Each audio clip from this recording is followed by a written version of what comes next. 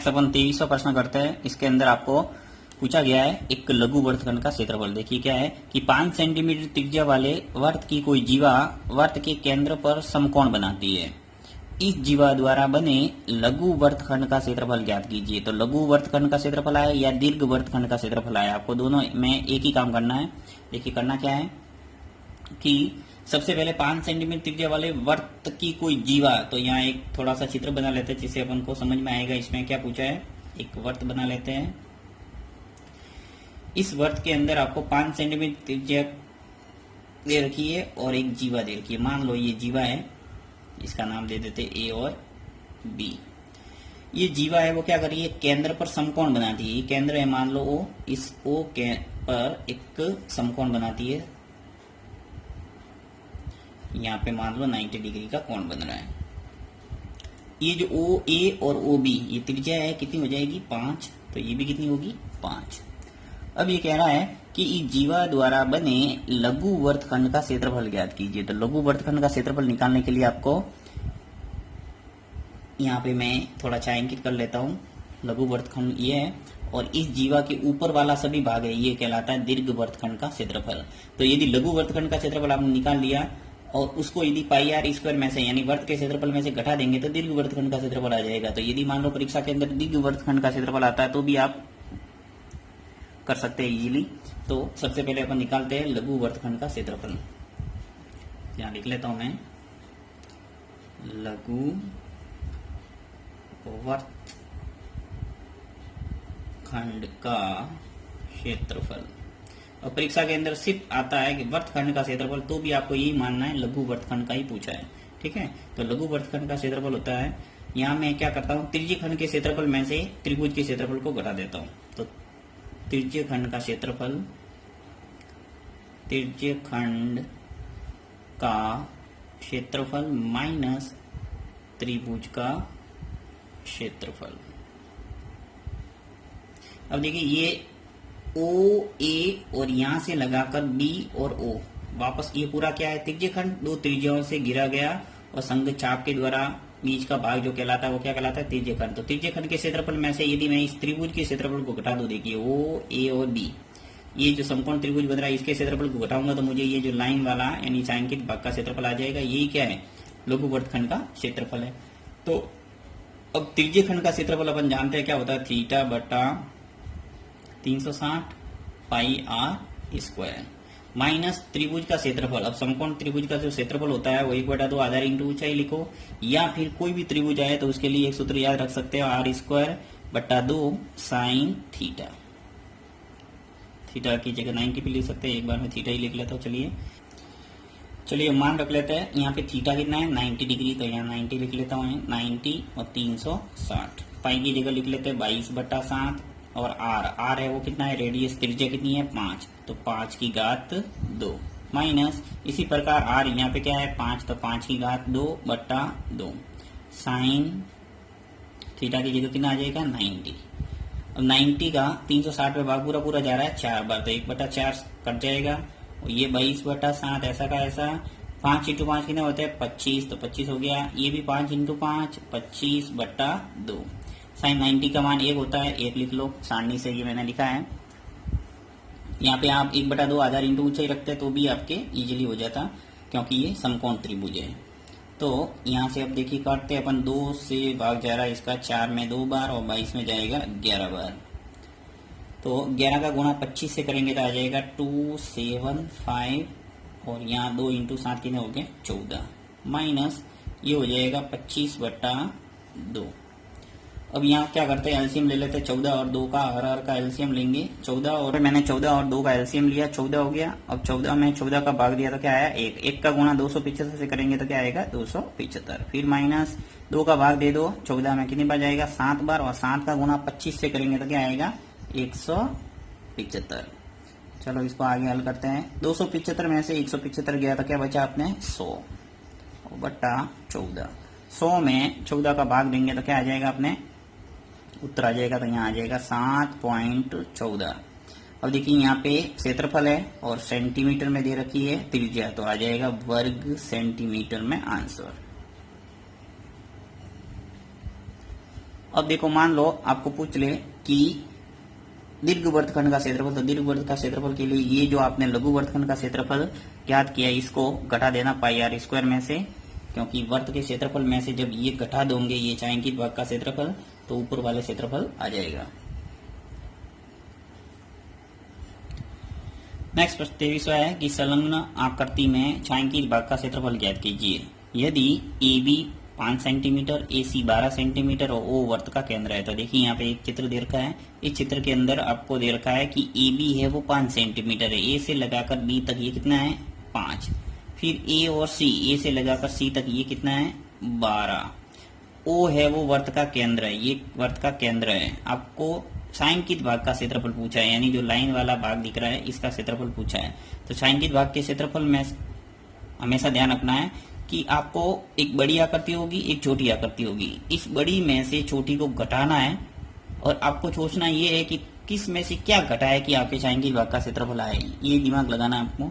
तो यहाँ पे सिंपल से दिख रहा है, देखिए ये वो वर्त का केंद्र है, यानी कि ये जीवा हो गई बी और सी, ये जीवा है वो एक तरह से क्या होगी व्यास, और व्यास है वो क्या करता है वर्त को दो भागों में डिवाइड करता है, यानी कि ये जो भाग इधर साइड का है ये क्या हो गया एक अर्धवर्त हो गया। अब अर्धवर्त के अंदर ही एक समकोण त्रिभुज दिख रहा है, देखिए बी ए और सी, क्योंकि अर्धवर्त में बना कोण क्या होता है समकोण। तो यदि मैं इस अर्धवर्त के क्षेत्रफल में से इस समकोण त्रिभुज का क्षेत्रफल घटा दूं तो मुझे ये छायांकित भाग का क्षेत्रफल है वो निकल के आ जाएगा। तो यहाँ पे सिंपल सा सबसे पहले तो आपको क्या करना पड़ेगा अर्धवर्त का क्षेत्रफल निकालना, तो उसके लिए आपके पास त्रिज्या होनी चाहिए। तो त्रिज्या निकालने के लिए आप क्या करोगे सबसे पहले बी और सी की लंबाई निकालोगे, यानी एक तरह से व्यास आ जाएगा, व्यास का आधा करेंगे तो क्या आ जाएगी त्रिज्या। तो सबसे पहले पाइथागोरस प्रमेय से मैं यहाँ क्या करता हूँ ए बी और सी के अंदर पाइथागोरस प्रमेय लगा देता हूँ, जिससे बी सी आ जाएगी मेरे पास। त्रिभुज ए बी और सी में पाइथागोरस प्रमेय से, पाइथागोरस प्रमेय से मैं यहाँ बी सी का वर्ग बराबर, यानी कर्ण का वर्ग बराबर क्या होगा लंब स्क्वायर प्लस आधार स्क्वायर, यानी कि ए बी का स्क्वायर प्लस ए सी का स्क्वायर हो जाएगा। तो बी सी अपन को निकालना ही है, ए बी है वो कितना दे रखा है 5, ए सी कितना है 12, 5 का वर्ग हो जाएगा 25 और 12 का वर्ग हो जाएगा 144, 25 और 144 मिलके कितने हो गए 169। मुझे निकालना है बी सी, तो बी सी स्क्वायर यहाँ लिखते रहना बी सी और बी सी का स्क्वायर। अब देखिए यहाँ से एक हाथ है वो हटेगी तो आगे क्या आएगा रूट का निशान, तो 169 यहाँ रूट हटा देता हूँ मैं। अब यहाँ से बी सी आ जाएगा 169 का वर्गमूल कितना होता है 13, यहाँ आ जाएगा 13, यानी कि 13 सेंटीमीटर। बी से लगाकर सी तक ये पूरी कितनी है 13, यहाँ से लगाकर यहाँ तक ये पूरा 13 है। अब आपको अर्धवर्त का क्षेत्रफल निकालना, उसके लिए चाहिए क्या त्रिज्या। तो त्रिज्या निकालने के लिए क्या करूंगा मैं 13 का आधा, यानी वर्त की त्रिज्या क्या हो जाएगी 13/2 सेंटीमीटर। 13 का आधा कर दो या तो 6.5 कर दो या फिर 13/2 लिख लो। अब अपन निकालते हैं छायांकित भाग का क्षेत्रफल। तो यहाँ लिख लेता हूं मैं छायांकित भाग का क्षेत्रफल। अब छायांकित भाग का क्षेत्रफल में से निकालने के लिए क्या करना पड़ेगा अपन को अर्धवर्त के क्षेत्रफल में से त्रिभुज का क्षेत्रफल घटाना है। तो अर्धवर्त का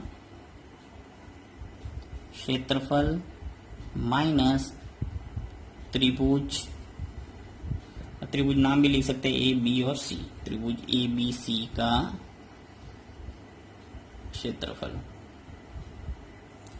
तो अर्धवर्त का क्षेत्रफल क्या होता है पाई आर स्क्वायर बट्टा 2 माइनस त्रिभुज कौन सा है समकोण त्रिभुज है, तो ऐसा भी लिख सकते हैं 1/2 आधार इंटू ऊंचाई। आधार मान लो ए बी है और ऊंचाई क्या है ए सी। पाई का मान कितना है 22/7, आर स्क्वायर आर अपन ने निकाला है 13/2, तो 13/2 का वर्ग कर लेता हूँ, 1/2 पहले लिख लेता हूँ मैं, 1/2 ये 2 नीचे आ गया, ऐसे कैसे हुआ 13/2 त्रिज्या है अपने पास, तो 13/2 का हो जाएगा स्क्वायर, क्योंकि आर स्क्वायर है। फिर माइनस 1/2 ए बी कितना है 5, तो यहाँ लिख लेंगे 5। ए सी अपने पास है 12। अब इसको काटना है, देखिए जितना कटे उतना काट सकते हैं। 2 का भाग 11, 22 में कितनी बार 11 बार, तो 11/7 लिख लो एक बार, और 13 इंटू 13 कर दो कितने हो जाएंगे 169, और 2 इंटू 2 कितने हो जाएंगे 4। फिर माइनस यहाँ पे देखिए 2 का भाग 11, 12 में 6 बार, और 6 का गुना 5 से हो जाएगा तो क्या आ जाएगा 30। अब इसको और थोड़ा चलिए 11 और 169 का गुना कर लेते हैं, ऊपर का अंश अंश का गुना करेंगे तो क्या आ जाएगा अपने पास 1859, और 7 का गुना 4 से कर दो, और का गुना 8 से तो आ जाएगा 28। फिर माइनस हो जाएगा 30। अब अपन को एलसीएम ही लेना पड़ेगा, तो यहाँ कुछ नहीं है तो 1 लगा सकते हैं नीचे। 28 और 1 का एलसीएम हो गया 28। 28 का भाग दो 28 में 1 का गुना 1859 से करेंगे तो वो का होएगा 1859, माइनस 1 का भाग दूंगा 28 में 28, और 28 का गुना 30 से करेंगे तो आ जाएगा 840।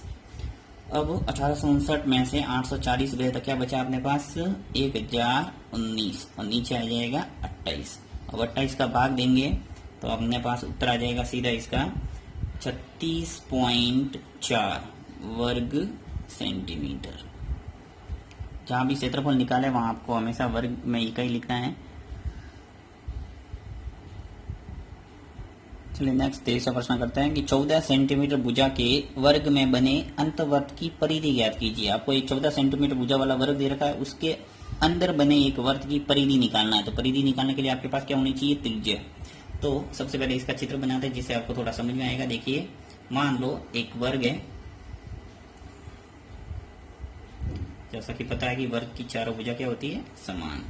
तो मान लो एक वर्ग है, इस वर्ग के अंतर्गत एक वर्त बना है, तो वर्त यानी कि इन चारों भुजाओं को क्या करेगा टच करता हुआ जाएगा। एक वर्त है, अब 14 सेंटीमीटर भुजा वाला वर्ग है, तो ये 14 ये 14 ये 14 और ये 14 ओ केंद्र है मान लो यहाँ पे इस वर्त का। तो यदि मैं इस ओ केंद्र को ये पॉइंट और ये पॉइंट जो स्पर्श कर रहा है प्रतिच्छेदित, इस पॉइंट को मिला दूं तो ये क्या बन जाएगा एक व्यास वर्त का, और व्यास और ये जो वर्ग की भुजा है वो क्या हो जाएगी बराबर, यानी कि अपने पास इस वर्त का व्यास अपन को दे रखा है। तो यहाँ लिख लेंगे वर्त का व्यास दे रखा है 14 सेंटीमीटर। तो वर्त की त्रिज्या कितनी हो गई, वर्त की त्रिज्या आर कितनी होगी 14/2 यानी कि 7 सेंटीमीटर। व्यास की जो आधी होती है वो क्या होती है त्रिज्या, यानी ओ से लगाकर यहाँ तक कह सकते हैं 7 और ये 7 मिलके क्या हो जाएगी 14। तो यहाँ पे मुझे पूछा क्या है अंतवर्त की परिधि। तो परिधि निकालने के लिए आपको वर्त की परिधि का सूत्र लगाना। वर्त की परिधि कितनी होती है 2πr, तो 2π और r सूत्र लगा दिया। 2π की जगह 22/7 लिख लेते हैं। r कितना है अपने पास 7, त्रिज्या निकल के आई 7, तो 7 से 7 कैंसिल हो गया, उत्तर आ गया अपने पास 2 × 22 कितने होते हैं 44। तो 44। अब देखिए परिधि है और सेंटीमीटर है तो सेंटीमीटर ही लिखना पड़ेगा। यदि क्षेत्रफल होता तो क्या लिखते वर्ग सेंटीमीटर। अब यहाँ पे अगर क्षेत्रफल भी पूछ ले तो इजीली निकाल सकते हैं πr² लगा के।